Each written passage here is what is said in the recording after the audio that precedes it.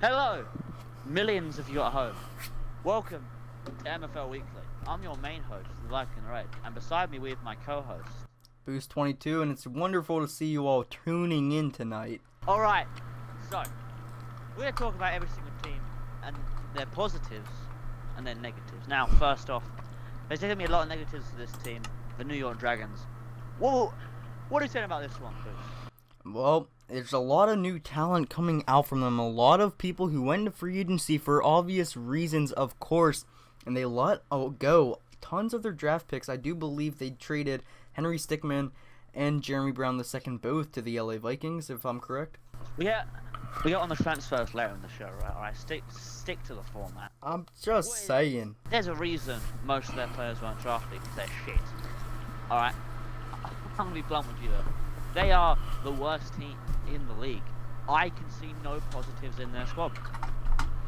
I completely agree with that one there. There's really nothing positive coming from New York. I heard some rumors that maybe their quarterback behind the line is good, but you put a good DE on that line, he's gonna get crushed. Their quarterback wasn't drafted, was it? He was not, no. He got picked up out of free agency. If you're not drafted, the team which picks you up are gonna get shafted, alright? But wasn't Dick Powers like fifth or what was he, 9th overall? But he's still one of the best in the league. Alright, Dick Powers was not drafted because he was a bad quarterback. He was drafted because he brings stuff on defense. And let's get on with Dick Powers now for the Los Angeles Vikings. Many people's outside bet to go all the way this year. Let's start with the negatives, because there's a few negatives. Actually, Dick Powers isn't part of the Vikings, but negatives, alright? No practice. Their defense is kind of... There's not much to talk about. Good. Their defense is kind of... I guess. You know, it's not horrible, but... The offense, though... Best receiving core in the league. I'm sticking my neck out on this one. Best receiving core in the league. The quarterback's a bit gaff, but best receiving core in the league. And if you have a good quarterback, but you have bad receivers, why even have a quarterback? I don't know about that one, Chief. That's why. Alright, now, for the two big ones. These are the two which everyone's saying, yeah, one of them's going to win it. First off, team closest to the Los Angeles Vikings, the Los Angeles Battlehawks. What are we saying about this team, positives and negatives for you? Well, positive coming in, they finally got rid of that dumb logo they had and replaced it with a new actual fighter jet Battlehawk logo. That's a positive off the bat. It's going to make branding a lot easier for them. I already can say that. Got some player morale. But there's some actual squads here. Oh, the actual squads. Alright, well, behind the line of scrimmage as quarterback, we see Dick Powers lining up. That's number 16. He has an arm on him. He's not real mobile and he gets pressured real easily. But receiving for him is, I do believe Drake Kyle is going to be his primary receiver. And he can get open for Dick Powers to make a play. Dick Powers is very much a, if it's working, it's the best in the league. If it's not working, you're going to really struggle. He is a glass cannon. Very much a glass cannon. But if that glass cannon fires, best quarterback in the league. And understandable. Defense. I would argue Drake Kyle is the best defensive player in the league. Now, that is a controversial opinion. But I would argue what he brings on interceptions, and his man never gets any space. He's great. He's great. He's brilliant. I would still say overall the DC Knights defense is better, but I can easily see how the Battlehawks would win a game. Now for DC Knights. Definitely one of the best in the league, the best team so far coming out here. Nate Shade. Is he the best, in your opinion? Well, if you want me to be honest, I don't think he's the best we're ever going to see, but I think he's the best this season, and I say that because I watched his film at the Combine, and I watched his film. What's your question then? I think he's the best this season. Yes, this season, 100%. I watched this film at the Combine. I watched this film at scrimmages. Him and... Oh my god, there's receivers that have a guy right on them. A block, not even a block behind them.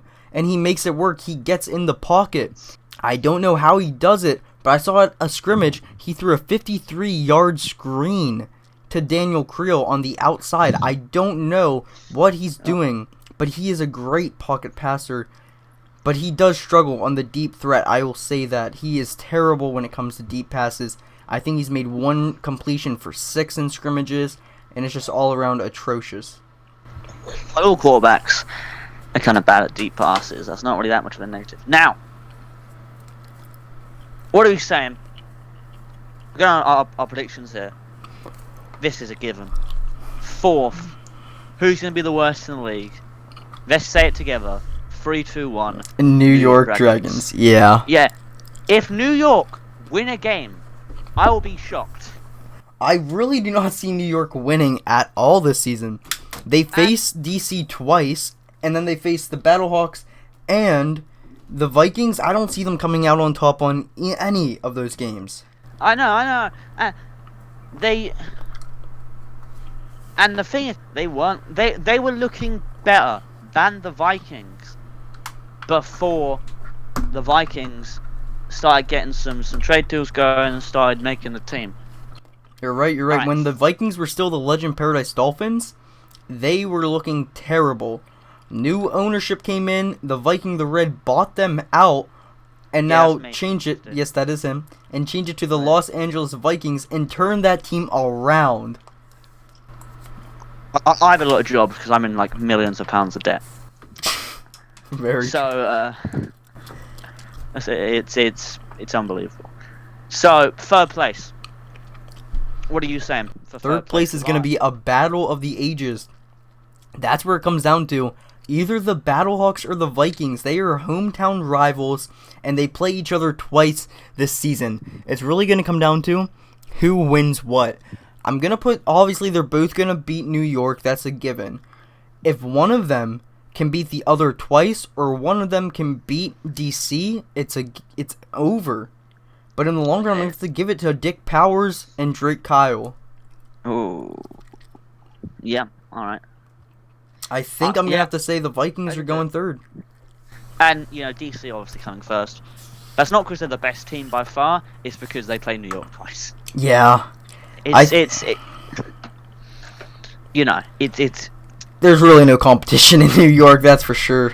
It's a bit of a situation. Hopefully, when the new teams come in, it's not a given. But for now, it's a given. They're going to make it to Diamond Bowl. Yes, and anything can happen in the Diamond Bowl. Yeah. So, there you go. Alright, now, we're going to talk about some of the trades. Here's how we're going to do this segment. You give me a thumbs up or a thumbs down to this trade. Now, first trade. First ever trade. I actually have the stats here. It was Jeremy to the Los Angeles Vikings for 5 million buckaroos plus 7.5 million add-ons. From a Vikings perspective, is it a thumbs up or a thumbs down from you? I mean, financial-wise, it's a thumbs down. But I know the TheVikingTheRed. I know how he's managing this team. I already know he's going to be able to turn that around and get fans in the stands. I'm going to have to give it an overall rating of a thumbs up. I think it was a great power move, and I think it's going to be great for the Vikings' future. Also, there's some leaked information from the bank that the Vikings actually have the lowest weekly wages in the league, which came as a shock because I was thinking New York. I think everyone was thinking New York. They are like 100k behind. That's great ownership. That is, he's saving his money. Yeah, he spent 5 million, but that's not that much, to be honest with you. He gets more than 5 million every time he sells a house. Very, very true, yes. Second piece of business. Wait, I forgot. Where do you see this trade from a New York perspective? Is it a thumbs up or a thumbs down? Is Jeremy, to them, worth 5 million plus 7.5 million add-ons? To be honest, I want to say Jeremy Brown II was probably their best player. Now that they got rid of Jeremy Brown, there's no competition in New York. He was their best receiver. Now they're relying on Lancerton Durperton to catch the ball and make plays. From what I heard at practice, they're doing good, but then again, it's New York's own defense, so we can't go off of that. And then they go and sell Kuda as well to the Vikings, 500k. Oh yes, Henry Stickmin was also he was also sold. His contract was sold as well. 500k, right? And Kuda is paid 50k a week. He is for the Vikings. He's clearly a squad player. He's gonna have just give him the last 2 minutes if we're really ahead in the last game. But you need those type of players to win championships. Exactly. The Vikings. Tell me if I'm wrong here, but they're the only team to have 4 players. I do believe you are correct on that one. Everyone else is 3. Vikings have 4. They might not win it this season. They might not win it next season, but they are building a winning team. Very true. The Vikings, have Mike Williams behind center, and then as his backup, they have Henry Stickmin, who they just picked up from New York. Not only that, the receiver core is looking phenomenal. Stickmin can also play wide receiver. We talk about this. He's being trained to also play wide receiver, so if they have an injury, they can put Stickmin in anywhere they need him to. Hey, well that sounds great to me. Stickmin needs to come in and show off why he was drafted before, or why he shouldn't have been drafted last overall. He is not good in any position, but he can do a job in every single position. He gets the job done for sure. Which is what you want in a bench player, which he is going to be. But you need bench players to win championships. Alright, so let's go over our predictions for the Week 1 scores here, Viking. Week 1. I have a little bit of an issue. We have no context to if these games are going to be low scoring, high scoring, first games ever. We just have to throw stuff out there and hope it sticks. Exactly, and I think we can both mutually agree the DC New York game is going to be a blowout. DC's going to put tons of points on, and New York's going to have nothing. 21-0. 21-0. That's what I'm saying. 21-0 to DC. I'm going to say, 49-10. Well, and my standout performer for DC. that game, I think, I'm be real with you here. I think, what's his face? Nate Shade. I think Nate Jay Shade's Modern. Daniel gonna Correa. have a shaky start. I think he's gonna throw a few interceptions. And that's my opinion. I think he's gonna make a lot of mistakes, but New York won't be able to capitalize, and DC will still win it handily. I think the star performer is gonna be the DC defense. They're gonna give very little yards up the entire game. Understandable. And then when it comes to LA versus LA, what's your thoughts? Closer. Very close, yes. We see, it depends if Dick Powers wakes up on which side of the bed. If he wakes up on the right side of the bed, I can see him just balling. I can see him not missing a pass the entire game, just bang, bang, bang, bang, bang. If he wakes up on the wrong side of the bed, though, I can see them slipping. Okay, I can see them slipping. I'm gonna say 14 to 10. 14 to 10, you said?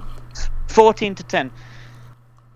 I was gonna go on a limb and say 20 to 17. I'm gonna give it to the Battle Hawks. I think, I'm gonna have to give it. No, honestly, I honestly think the Vikings are gonna come out on game 1 with a 20 to 17 victory. Mike Williams under center. I think he's gonna get the job done. Offensive MVP, Williams. You're gonna give Week 1 offensive MVP to Mike Williams. Well, it's my prediction. Well, yes, I understand that, but I understand that. The games that have been played. And then defensive. Here's the thing. You know, I'm gonna have to agree with you there. I think Mike Williams is gonna take offensive MVP. I really do. I think Mike Williams will take offensive MVP, and Jay Modern will take from DC Knights will take defensive MVP. I have to disagree with that. I think I'm gonna go with Jeremy. Jeremy Brown II. I think he's gonna get a lot of interceptions. I don't know about that one. Maybe a pick six. We didn't know. Hey, you never know. Jay Modern had a pick 6 in the scrimmage I saw. It was a very intense. Runs down. Yeah. All right. Well, that's. You want to? So next up, we actually have our Diamond Bowl contenders. Who do you have going? I think we can both agree off our predictions earlier. It's gonna be the DC Knights and the LA Battlehawks. That's the idea. Yeah. Both standout players. I think the Vikings have a great chance. It's going to be a bloodbath between the Vikings and the Battlehawks this season, however. It's going to be exciting. For sure. I'll tell you. Fucking can I swear? Yeah. Oh, it's going to be brilliant.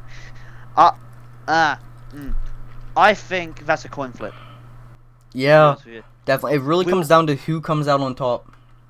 We'll have a more comprehensive analysis when it actually comes to the playoffs. Of course. For now, we're both saying Battlehawks. Highest wage budget in the league, by a bit. So you would expect them to come out on top. And when you look at it like this as well, it really comes down to their independent games. If the Battlehawks win a game against the Vikings and the Vikings win a game against the Battlehawks, they both lose to the Knights and they both beat the Dragons. It comes to point differential. So it's going to come down to their conference independently. If they have tying records, it combines both their games together. So say maybe the Battlehawks beat the Vikings one game by 20, but the Vikings beat them by 7. The Battlehawks won by the most between 2 games, and it really gets very competitive when it comes down to that. Let me give a quick shout out to our good friends at Viking Co, who are actually bringing you this TV broadcast. They're the best company around, and if you think Greco is better, you can fuck off. Oh boy! Now, for my season MVP, I want to put my neck on the line for this one. Teams didn't believe in him. All right, teams saying he can't do anything defensively. He's a shit quarterback. He's overrated.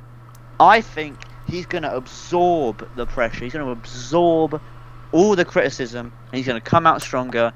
Dick, the Big D Powers, is going to win Viking Co MVP, and everyone's going to scream biased. But it's facts.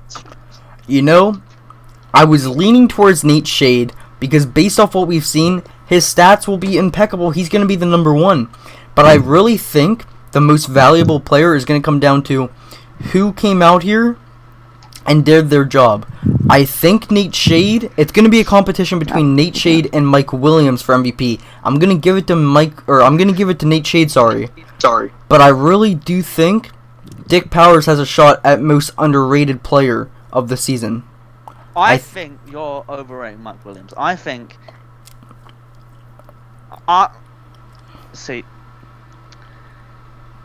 in the future, if the Vikings want to win a Diamond Bowl, can Mike Williams be the quarterback for them?